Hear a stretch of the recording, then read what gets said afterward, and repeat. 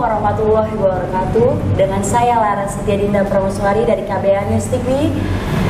Saya sedang bersama guru pendidik ketua DKM yaitu Bapak Ajit. Pak, apa kabar? Sehat alhamdulillah, kabar baik. Pak, saat ini kan berarti sedang tren ya Pak, orang-orang baik. Amin, amin. Masuk ke caleg seperti Bapak ini ketua DKM Masjid dan juga Bapak Anies juga seorang guru juga. Betul. Apa Pak motivasinya, visinya mencalonkan turun gunung sebagai caleg? Ya, visinya simpel saja.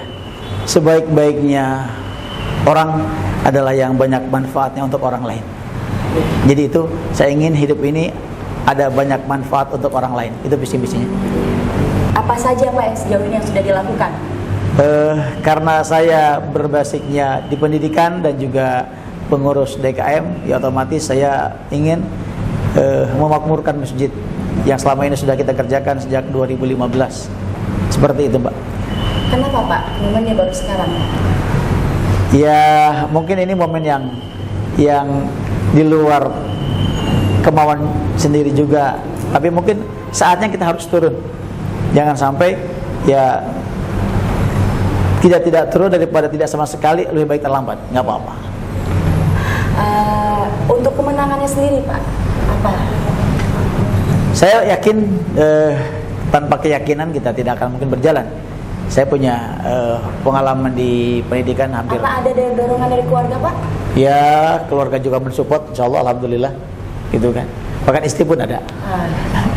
Support ya dari keluarga ya, Pak. Apa siap. ada catatan yang tidak boleh dilakukan atau apa gitu? Ya, selama ini ya karena kita belum terjun total, otomatis belum nampak hal-hal yang mana boleh, yang tidak, insya Allah. Sosialisasinya sebagai caleg apa saja yang sudah dilakukan Pak? Ya otomatis selaku caleg ya pertama ya mungkin memperkenalkan dengan masang spanduk, baliho, kemudian juga ya ngisi acara di masyarakat, ya kemudian juga bikin kegiatan perlombaan dan lain-lain sebagainya. Sudah turun lapangan sebanyak itu ya Pak ya? Sudah. Dananya Pak dari mana saya boleh tahu? Ini yang luar biasa. Mungkin orang tidak akan percaya karena di masyarakat beranggapan bahwa caleg itu dananya luar biasa.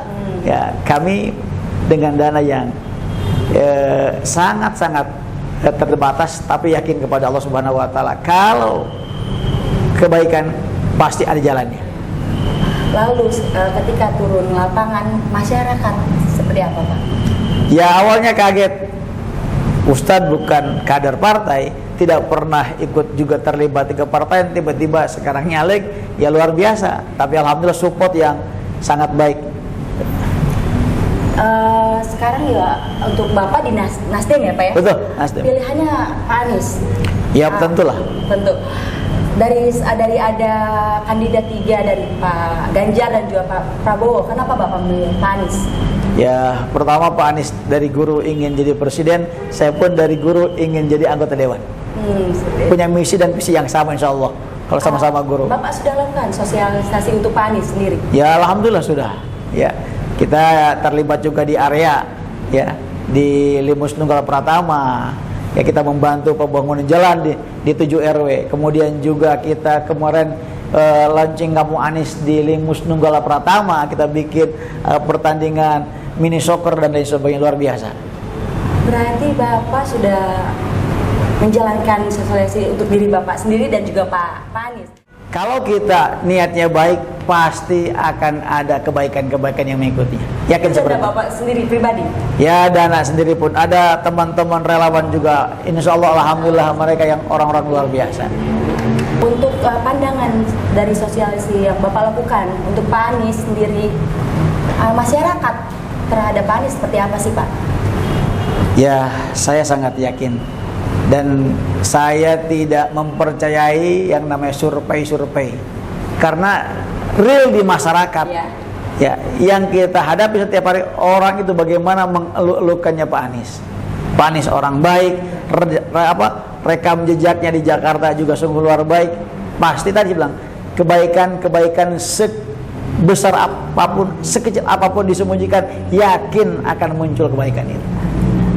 Ya Pak, Bapak sebagai caleg, Bapak boleh sampaikan ke pemirsa untuk visi misi Bapak. Baik teman-teman, relawan, alumni, jemaah sekalian, ya qadarullah 2024 ya, dengan izin Allah saya ikut terjun di politik dengan kendaraan Partai Nasdem untuk Provinsi Jawa Barat, Dapil 6 dan nomor urut 6 ya, Dapil 6 nomor urut 6. Visi misi saya satu ya, saya aktivis masjid dan pendidik. Saya ingin umat, terutama umat Islam, mengawali hidupnya mulai dari masjid. Itulah yang dilakukan oleh Rasulullah ketika dari Mekah ke Madinah. Yang pertama dimakmurkan adalah masjid. Itu kira-kira sosialisasi untuk Pak Anies di lapangan seperti apa? Apa yang sudah tadi untuk sosialisasi sendiri tentang Pak Anies, sebetulnya orang sudah kenal, sudah tahu, media menyebarkan bagaimana profil Pak Anies, bagaimana karakter Pak Anies, rekam jejak Pak Anies tanpa sosial yang bertubi-tubi pun orang sudah tahu, hanya menambahkan saja. Misalnya ya kita bikin spanduk, bikin kaos, bikin kegiatan ya yang ada gambar Pak Anies selaku orang yang kita support, seperti itu Mbak. Bapak untuk sebagai Nasdem ini kan perubahan, Pak Anies juga partai perubahan, Bapak yang inginkan sebagai caleg perubahan itu apa Pak? Ya jujur, kenapa saya ngambil Partai Nasdem selaku pengusung Bapak Anies untuk Capres 2024, karena kita sudah melihat 2 periode ke belakang ya, hanya fata morgana, hanya ini hasilnya, utang kita 7.000 triliun dan lain sebagainya ya. Mudah-mudahan dengan Pak Anies yang slogannya keadilan bagi seluruh rakyat Indonesia itu bisa diwujudkan, walaupun setiap orang punya kelebihan dan punya kekurangannya, insyaallah. Di dalam dunia politik banyak fitnah, bully, Bapak udah siap Pak? Ya itu kan resiko perjuangan ya. Yang namanya berjuang itu seperti koin, ada sisi yang berlawanan, sebelah. Tidak mungkin kita hanya menerima kebaikan orang saja atau juga memperhatikan kebencian orang saja. Resiko perjuangan seperti itu harus siap. Bapak sebagai dewan siap apa yang Bapak lakukan? Andai kata Allah takdirkan saya nanti jadi anggota dewan di Provinsi Jawa Barat dari Partai Nasdem ya, insya Allah sekali lagi saya ingin memakmurkan umat ya lewat pergerakan memakmurkan masjid. Artinya yang harus saya sampaikan ke setiap orang untuk kita bisa makmur ya harus diawali dengan keyakinan dulu kepada Allah Subhanahu wa taala secara total. Itu. Pendapat Bapak mengenai money politik seperti apa Pak? Ya jujur kita memang tidak menaifkan itu. Di masyarakat yang namanya money politik itu kan dinamis sebetulnya, tergantung juga kondisi atau sosial masyarakat. Kalau memang di masyarakat yang tingkat pendidikannya rendah, jujur money politik tinggi ya. Tapi kalau di masyarakat yang tingkat pendidikannya tinggi, itu money politik rendah. Nah kita selaku calon daripada anggota legislatif menyikapi money politik ini, yang pertama ya bukan juga melawan arus total, memberikan penyadaran ya kepada mereka bahwa kenapa muncul money politik ini kan didasari daripada orang-orang yang dulu nyalek, yang dulu ingin jadi anggota legislatif, dia tidak punya basis massa, tidak punya suara, lalu dia bikin tim sukses, tim suksesnya beli suara ke masyarakat, dan itu berulang yang akhirnya menjadi sebuah kebiasaan yang dianggap oleh orang tanpa uang, tanpa suara. Tapi saya yakin, kenapa saya bukan menafikan money politik, saya punya basis massa, saya ngajar sudah hampir 30 tahun, alumni kita luar biasa. Saya ketua Majlis Thoriqoh Jabodetabek dan Lampung, masa kita punya. Artinya yang pertama yang akan kita sasar adalah orang-orang yang sudah militansi dengan kita, yang kita sasar, ya, militansi dengan kita bahwa ini loh yang akan kamu harus dukung, seperti itu. Masyarakat yang akan memilih Bapak tidak meminta imbalan uang, bagaimana Pak? Ya, baik. Sudah setahun lebih saya nyalek. Itu jujur, yang namanya proposal, yang namanya minta bantuan itu ada, dan kami memberikan bantuan itu, tapi bukan pada personal. Contoh, ada majlis taklim, ya butuh misalnya pembangunan kamar mandi, itu kita bantu, bukan kepada personal tapi kepada kepentingan umat. Itu yang kita kerjakan, dan itu saya anggap bukan money politik, tapi anggaplah karena memang kegiatan kita setiap hari, yaitu untuk kebaikan umat sajalah, seperti itu. Responnya bagaimana? Ya artinya gini, orang kan kalau money politik cenderung dengan serangan pajar, ya kan, dikasih amplop. Nah, saya tidak seperti itu. Saya memberikannya dalam bentuk kepentingan umum. Contoh, ada masjid yang sedang ngebangun, kita bantu hebel, bantu pasir, gitu kan. Ya, selain sosialisasi kita sebagai caleg pun, tapi ini juga ngebantu adalah untuk pembangunan tempat ibadah. Andai kata besok saya jadi misalnya, ya berarti bantuannya akan lebih baik dan lebih banyak lagi. Dan ini saya anggap bukan money politik, seperti itu. Ya. Masyarakat sendiri responnya seperti apa? Dan sampai kapan money politik akan berakhir? Bagaimana juga Bapak menanggapi fenomena money politik ini? Ya, satu tadi kembali ke percakapan kita. Selama orang-orang baik tidak naik, ya, maka orang-orang jahatlah yang akan naik. Seperti itu. Ya. Nah, itulah yang digunakan oleh mereka selama ini untuk ya melakukan money politik tadi, seperti itu. Sampai kapan fenomena ini akan terjadi, Pak? Ya, pandangan Bapak. Kita tidak bisa memprediksi, tetapi ya ini kan tugas kita semua, baik aparatur pemerintah, baik masyarakatnya juga. Tapi kalau tidak kita berikan penyadaran, ya bahkan kita ikut terlibat juga melakukannya, tidak akan pernah kelar-kelar. Tapi kalau kita mulai terjun, ya orang-orang yang dianggap baik terjun ke masyarakat, insya Allah lama-kelamaan money politik akan. Dan ingat Mbak Laras, hasil survei ya dari 100% orang yang menerima money politik, ya itu hanya 49,9% yang suka. Berarti Pak, jika Bapak Anies sebagai menjadi presiden, bisa nggak mengatasinya? Ya, ini. Saya yakin bukan hanya Bapak Anies, tugas semua, tugas semua. Tidak bisa hanya seorang Pak Anies juga memberikan penyadaran. Ini kan sebuah sistem. Money politik kan sistem. Selama semua partai terlibat, pemerintah Bapak terlibat. Sebagai tokoh agama pun bakal teriru tidak, Pak? Gimana? Bakal terjangkit dengan money politik itu sekarang tidak, Pak? Mohon maaf, kita tidak naif. Tapi kalau kita tahu konteks ar-rosi wal murtasi pinar, yang nyogok, yang disogok tempatnya neraka, ngapain kita money politik? Gitu, seperti itu. Pak, sosok Pak Anies Baswedan sendiri di mata Bapak seperti apa? Ya, saya melihat Pak Anies secara manusia ya utuh lah. Artinya beliau punya kekurangan, beliau punya kelebihan. Tidak ada manusia yang sempurna. Tapi secara pribadi saya melihat Pak Anies, mohon maaf ya, dibandingkan dengan dua capres yang lain, Pak Anies jauh memiliki kapasitas yang lebih.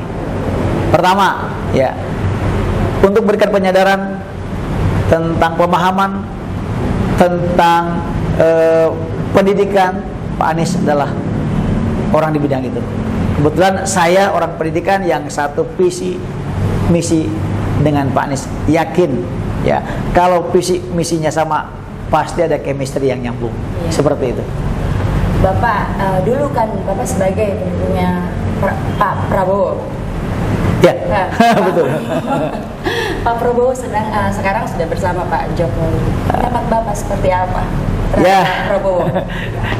Ketika 19 tahun 2019 kami militansinya Pak Prabowo, kami di 02. Jujur saja, kami bulan puasa di Petamburan, kami sholat di Istiqlal, ya dengan relawan segala macam-macam, bagaimana mengorbankan waktu tenaga untuk menolak ya demo segala macam-macam.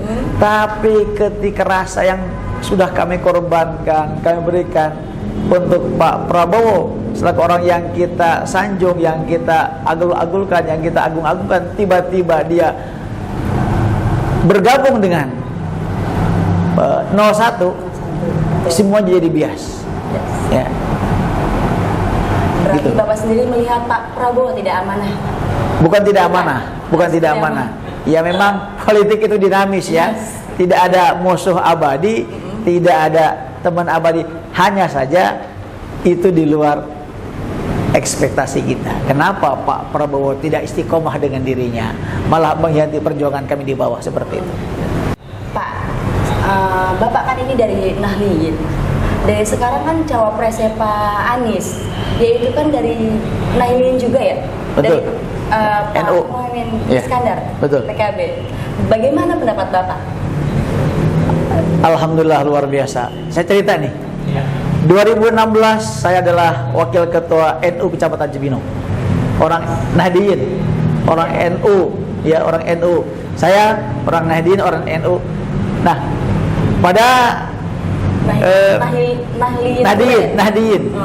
Pada periode yang sekarang ketika Pak Anies dan Pak Muhaimin berkolaborasi menjadi sebuah capres dan cawapres, saya bersukacita sungguh luar biasa. Ini kan sebuah sinkronisasi, harmonisasi dua gelombang, dua gerbong Islam.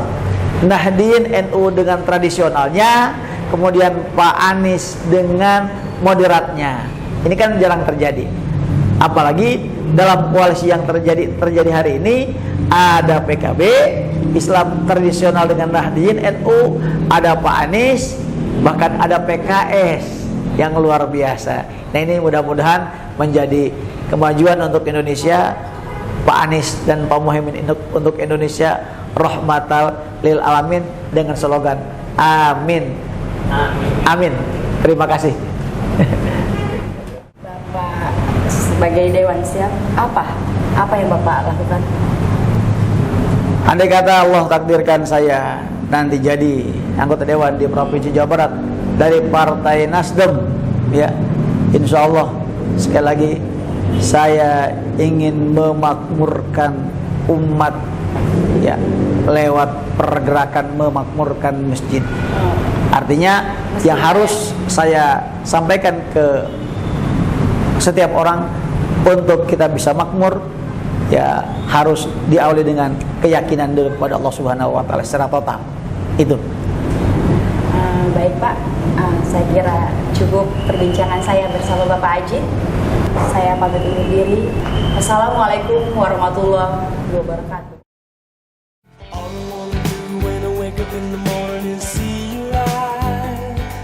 Rosanna, Rosanna, never thought that a girl like you could ever care for me. Rosanna. All I wanna do in the middle of the evening is hold you tight. Rosanna, Rosanna, I didn't know you were looking for more than I could ever be. What a year since she went away, Rosanna, yeah. Now she's gone, and I have to say,